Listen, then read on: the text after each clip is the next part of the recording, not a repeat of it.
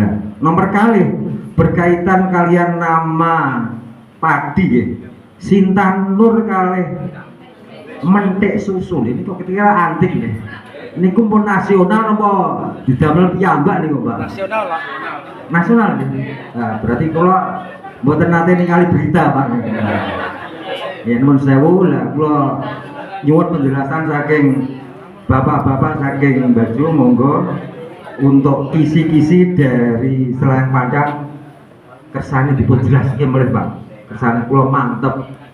Saking kawula kaos kapi bilih sampun kulida. Assalamualaikum warahmatullahi wabarakatuh.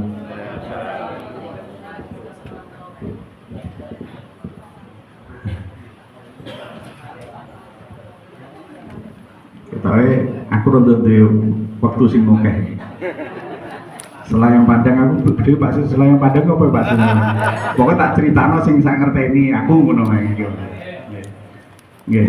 Salah satu Selayang Padang ini adalah menurut saya yang kami tangkap itu adalah menceritakan awalnya koyo apa, sekarang seperti apa. Saya seperti itu. Jadi Selayang Padang ini adalah awalnya memang kita tidak punya Pak, isi-isi tidak punya Pak. Saya harus tahapan di tahapan tidak, pokoknya ya seperti air mengalir gitu aja lah. Tapi pada dasarnya adalah kekompakan tadi, kejujuran dan kerjasama yang baik. Itu saya salah satu kunci.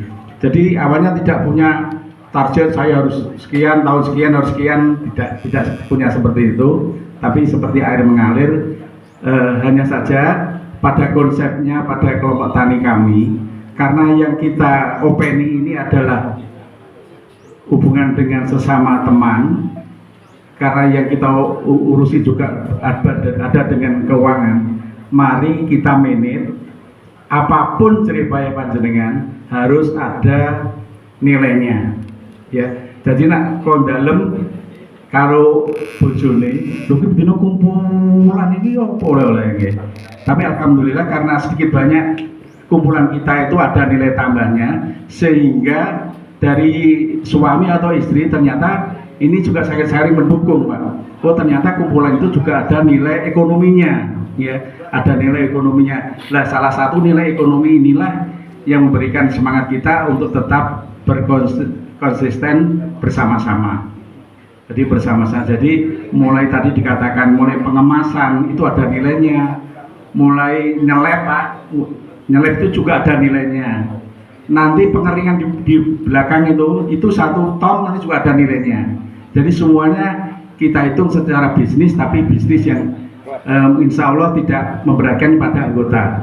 Kalau toh nanti sudah akhir tahun Pak, sedikit banyak kita perhitungkan, kita buka iki loh, selama 1 tahun kita bekerja, selesai bekerja sehingga nanti kita bagikan kepada anggota masing-masing. Apa kita terima atau kita masukkan lagi sebagai modal kerja.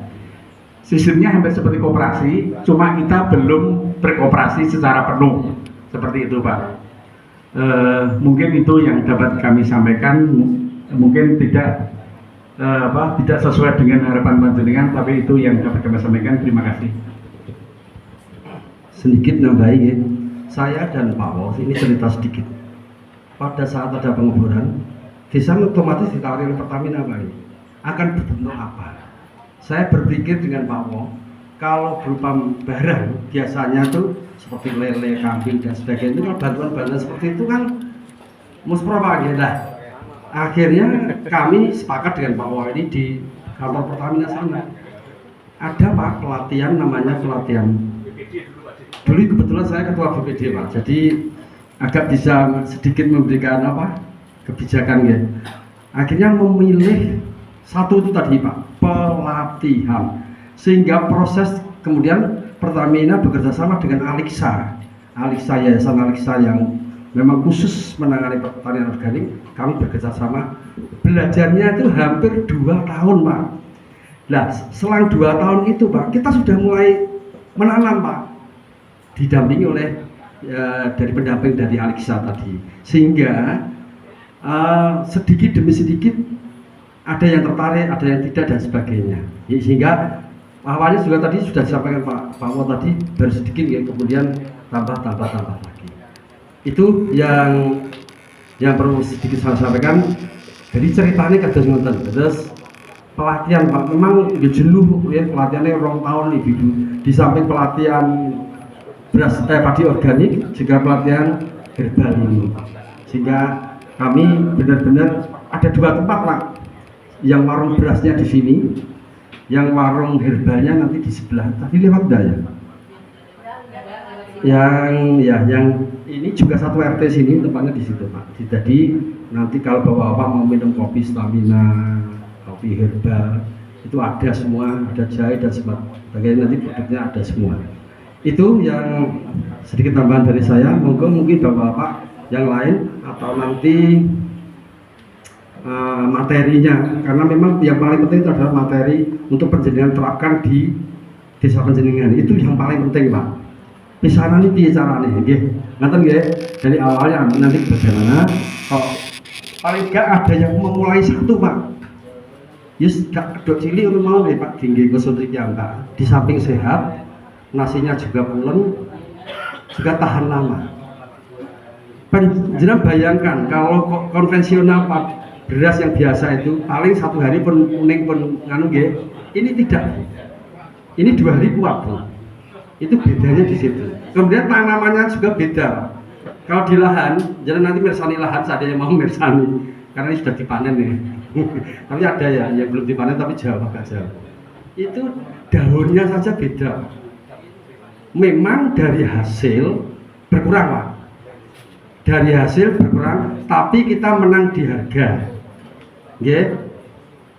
Tapi biaya produksinya itu lebih mahal yang konvensional, ini lebih irit karena kita buat sendiri, apalagi penjenengan punya kandang, punya ternak ya, itu langsung bisa dimanfaatkan juga ya. Nanti cara pembuatan apa langsung kotoran hewan terus disebar ke lahan, tidak Pak, tidak ya, ada prosesnya ya, ada proses. Monggo nanti sedikit Pak Ketua ini memberikan penjelasan sedikit tentang cara pembuatan kompos ini, karena utamanya di situ Pak, organik utamanya di situ.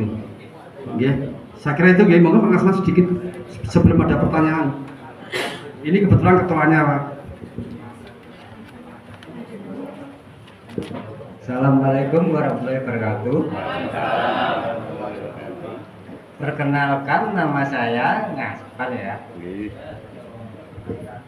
Maaf ya kalau nanti penjelasannya kurang detail seperti bapak-bapak guru, ibu guru cara menjelaskannya ya. Tujuan awal dari petani organik itu sebenarnya mudah. Intinya itu niatkan dulu. Untuk tujuan berarti kan meningkatkan penghasilan petani. Mengingat pupuk subsidi selalu berkurang. Nah, jadi pertanyaan petani biasanya yang beli siapa? Ya itu tadi seperti yang dijelaskan Pak Wal, caranya seperti itu. Tapi niat dari awal harusnya ya tadi, kalau cuma niat 80-20%, yang 20% ikut 80 tapi masih kalah, 80 itu masih kalah. Harus sudah mantap tujuan organik. Kalau belum, masih tengok kanan kiri, pasti tergiur ke 20%. Nah, pertanyaan saya gini, yang dicari petani itu apa sebenarnya? Panen.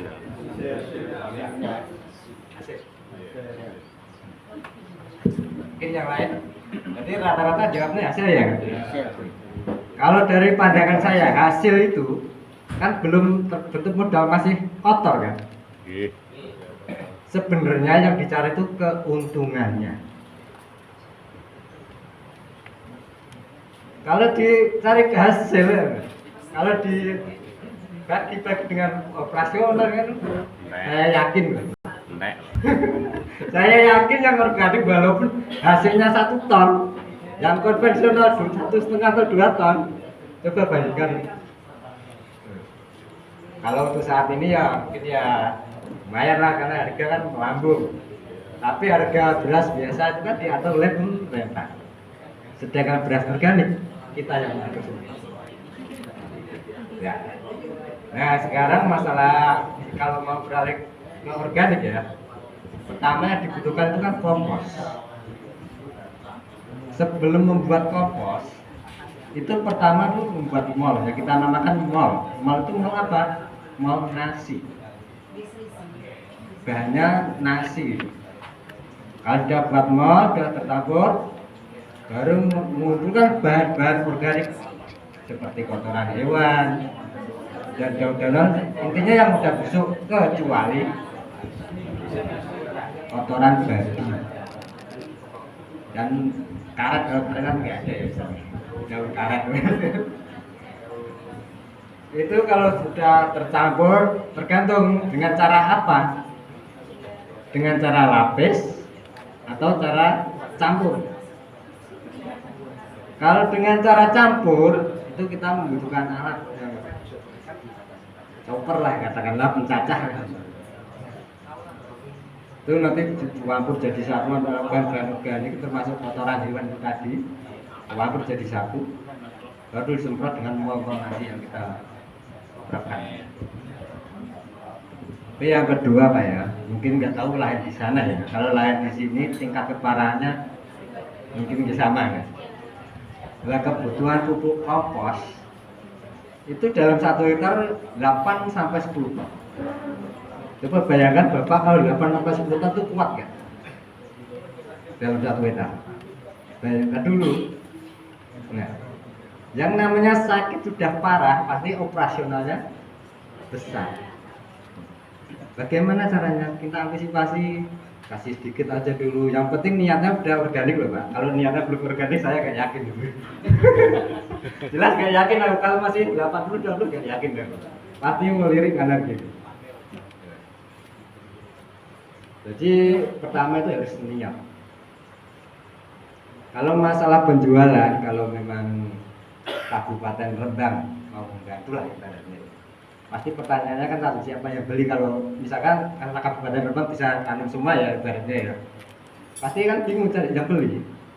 Mungkin dari Bapak Bupati mungkin bisa memberikan instruksi lah, setiap PNS ibaratnya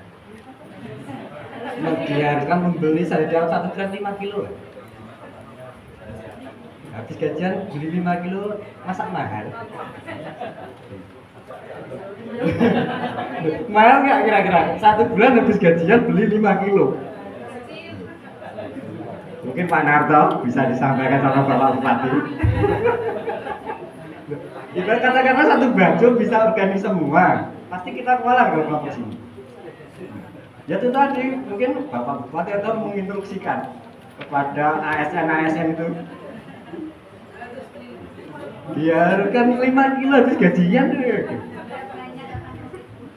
Masa kalau dengan petani organik makannya beras organik? Ya emang itu golongannya kan menengah ke atas Pak ya. Mungkin saya kalau nggak nanam sendiri mungkin nggak makan beras organik.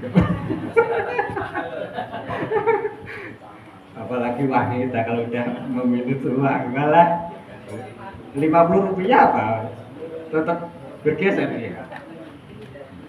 Ya saya penjelasan masalah apa seperti itu dulu, nanti sambil jalan.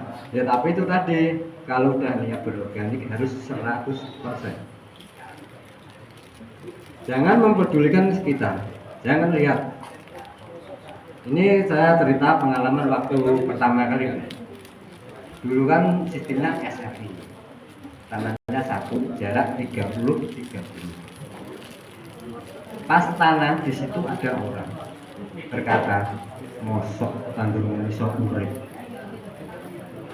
Itu harus kami jadikan semangat untuk mematahkan dia. Kalau saya pribadi, sekarang saya diam, besok kalau sudah jadi saya panggil. Coba lihat tanaman saya. Itu pertama kali itu seperti itu. Ceritanya seperti itu. Karena kita udah ada niat, pertama emang ya itu tadi nggak lebar. Intinya konsumsi sendiri dulu. Kalau emang ada lebih, ditawar-tawarkan di bagian pemasaran tadi. Kalau laku ya dijual, nggak laku makan lagi. Ya saya kira ya seperti itu aja dulu Bu ya Bapak. Assalamualaikum warahmatullahi wabarakatuh. Bapak-bapak lebih fokus ya, lebih fokus ke kompos, kemudian mol. Karena tadi membuat kompos harus pakai mol nasi. Penjenengan pun tak ngertos cara damel mol nasi. Bapak-bapak sama jadi kertas Pak. Itu nanti yang akan menghancurkan kotoran hewannya dan daun-daunnya itu Pak, sehingga jadi pupuk kita. Moga Mas Sayadi menerangkan cara membuat mol. Mas Sayadi itu siapa yang membuat yang nerangin? Pokoknya langsung fokus ke anu saja gitu, cara membuat mol nasi. Kesannya dicatat. Mol nasi, ya. Assalamualaikum warahmatullahi wabarakatuh. Langsung ke mawon nggih, nuwun sewu Bapak-bapak sedaya, Ibu-ibu dan Dinas Pertanian. Ing mriki kula badhe makletake Bapak-bapak wonten ing Rembang menika kebiasaanipun damel mol napa damel pupuk instan. Maksudnya pun saking toko napa damel piyambak. Oh, nggih.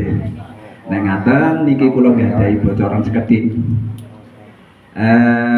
Kelompok Bina Alam Sri Mandiri menika ngagem pupuk ingkang sedaya kala wau saking budidaya utawi inovasi-inovasi ingkang sampun dipun belajari nalika riyin saking PT Aliksa.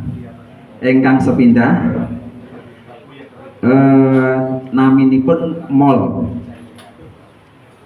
MOL menika mikroorganisme lokal ingkang bahan-bahanipun menika saking bahan-bahan ingkang dianggap sepele, mboten ontong gunane, nanging ternyata luar biasa khasiatipun. Ingkang sepindah nggih menika kangge fermentasi kangge pupuk kandhangipun naminipun mol nasi. Sedangkan mol nasi bahan-bahanipun pertama nasi niku mun dados nggih. Mboten anu niki nuwun sewu nasine mboten kenging nafsu utuh mboten saged. Sing kenging pun umpami berkas napa wedangan utawi kenduren ngoten niku pun campur mboten saged didamel. Murni nasi. Nggih, bahane. Caranipun nasi menika dikepel-kepel sak ukuran kepala, terus di nah sekepal itu sedikit-sedikit, terus ditaruh di dalam kardus, dikasih daun bambu yang kering atau yang udah mulai napa membusuk niku maksudnya napa sing kawak lah, mboten nembe pun mulai lapuk niku selama sampai niku keluar jamur bakteri atau selama 5 hari, karena untuk mengundang bakteri. Dan gunanya bakteri itu untuk menambah nutrisi-nutrisi pada kompos tadi yang baik untuk tanaman organik. Yang kedua, bahannya pakai rendaman air beras atau leri.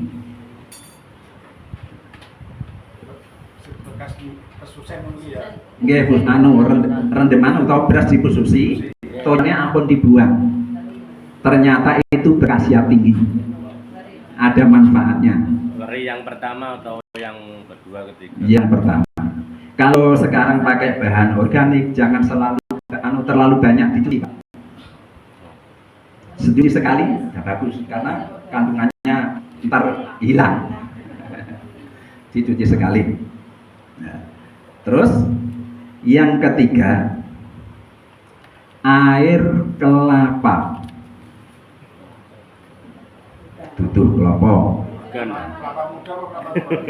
Ini kelapa yang tua. Kalau yang muda eman-eman untuk nutrisi manusia, bukan untuk tanamannya. Terus salajengipun saged ngangge gula merah atau tetes tebu. Kalau gula merah mahal, beralih ke tetes tebu. Itu 4 bahan dari mol nasi. Sampun nggih 4 bahan kawau. Sekarang cara pembuatannya. Ukurannya 1 kilo nasi yang sudah dimasak tadi, yang ukurannya 1 kilo ya. Terus perbandingannya 1 kilo atau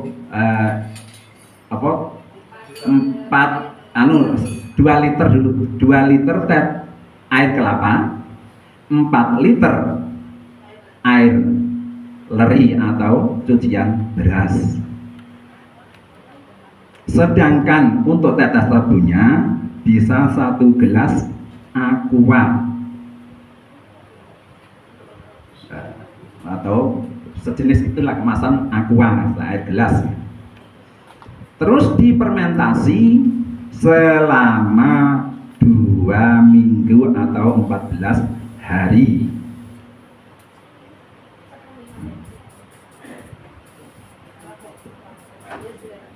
Ya, difermentasi dengan cara